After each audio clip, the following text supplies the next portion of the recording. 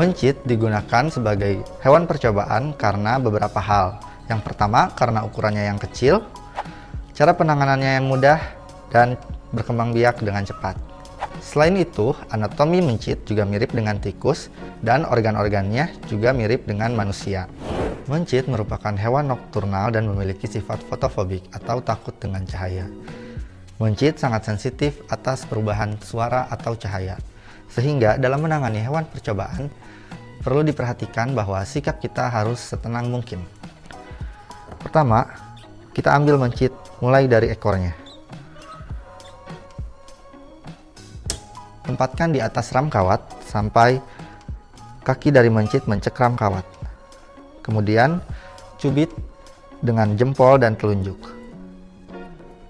Cubit tengkuk mencit sedikit, kemudian tahan ekor menggunakan jari yang lainnya. Pastikan posisi mencit menengadah sehingga mudah untuk kita mengaplikasikan obat.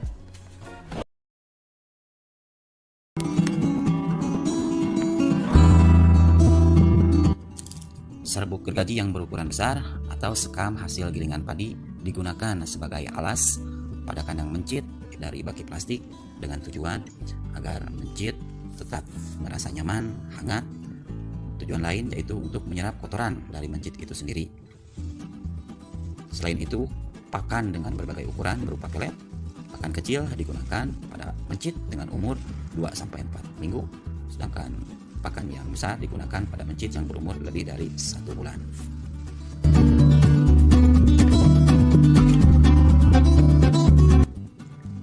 Botol minum khusus untuk mencit disediakan dan diisi dengan air keran, dan pemberian minum ad libitum atau sesukanya. Baki berbahan plastik digunakan sebagai kandang mencit. Sebelum digunakan, baki dicuci menggunakan air mengalir dengan sabun. Selanjutnya, dibilas dengan desinfektan dengan tujuan untuk mencegah pertumbuhan mikroorganisme. Proses tersebut diulang 2-3 hari setelah penggantian skam. Tujuannya agar kesehatan mencit tetap terjaga. Mencit yang sehat akan menghasilkan hasil data, praktikum, atau penelitian yang baik.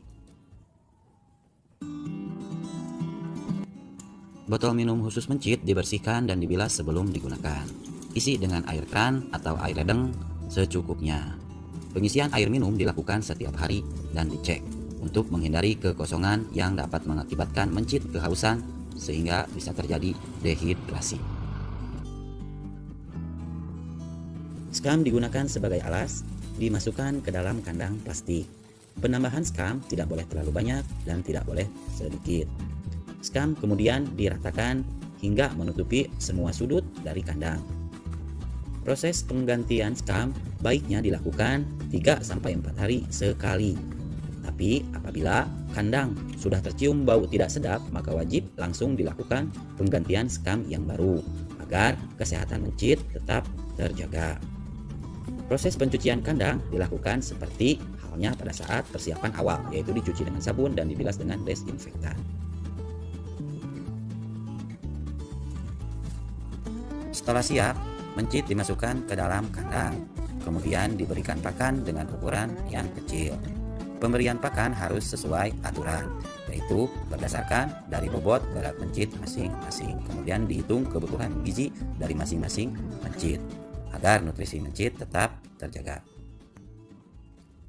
Setelah pakan disimpan di dalam kandang, kemudian kandang ditutup dengan menggunakan penutup berbahan karat berlubang kecil supaya mencit tidak keluar dan untuk menghindari serangan predator dari luar.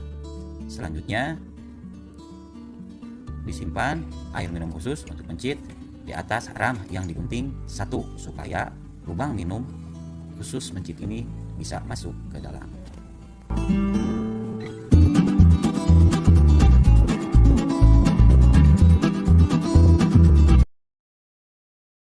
Pada video kali ini, saya akan menjelaskan tentang rute pemberian pada hewan percobaan mencit.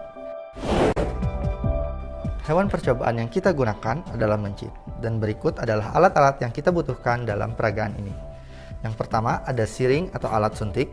Alat suntik yang digunakan ada berbagai ukuran. Pada peragaan kali ini kita gunakan dengan ukuran 1 mili. Khusus untuk pemberian oral, kita gunakan sonde. Ujung dari jarum suntik kita ganti dengan sonde.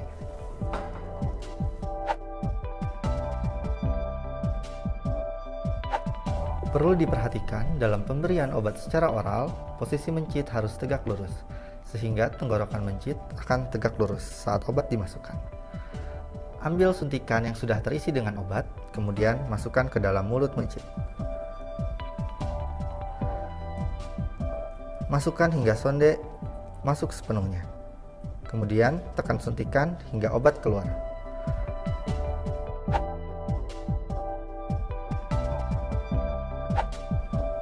Pada pemberian obat dengan rute intraperitoneal, posisikan tubuh mencit terlentang. Kemudian posisikan jarum 10 derajat dari tubuh mencit. Masukkan jarum suntik dengan bagian lancip terlebih dahulu. Setelah jarum suntik dipastikan berada di dalam tubuh mencit, keluarkan obat secara perlahan.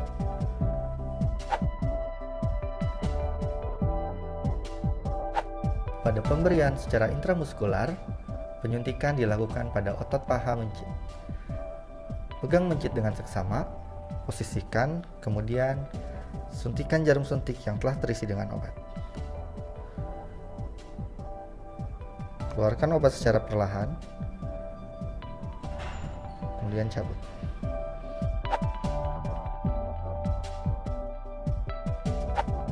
Pada rute pemberian obat secara subkutan, posisikan mencit di atas ram kawat. Pastikan posisinya diam, kemudian cubit tengkuk mencit sedikit. Masukkan jarum suntik di bawah kulit mencit. Kemudian keluarkan obat sedikit demi sedikit.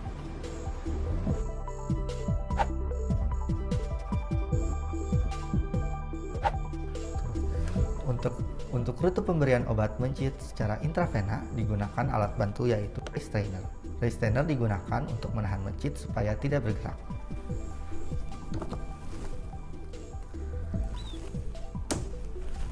Masukkan mencit ke dalam restrainer. Kemudian pegang ekor mencit.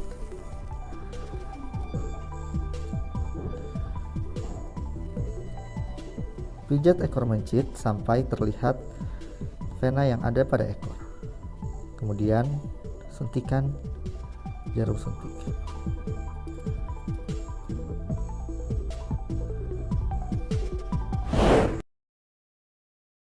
Sebelumnya, apa itu anestesi? Anestesi berasal dari dua kata, yaitu an dan aestesis. An berarti tidak, sedangkan aestesis berarti rasa atau sensasi. Jadi jika digabungkan, anestesi berarti hilangnya rasa atau sensasi. Kondisi hilangnya sensasi ini ada yang disertakan dengan ketidaksadaran dan ada juga yang tidak. Jenis anestesi dikelompokkan menjadi 3 berdasarkan luas kerjanya, yaitu anestesi lokal, regional, dan umum. Seperti yang sudah saya sebutkan di awal, saya akan membahas mengenai anestesi umum. Anestesi umum adalah jenis anestesi yang menggunakan sistem saraf pusat atau SSP, bersifat reversibel, dan menyebabkan ketidaksadaran. Obat anestesi umum bekerja menghilangkan rasa pada seluruh tubuh. Selain itu, obat anestesi umum juga menargetkan reseptor GABA dan glutamat yang banyak terdapat pada otak, tepatnya di hipotalamus. Dalam administrasinya, agen anestesi umum dapat diberikan melalui 2 cara, yaitu inhalasi dan injeksi.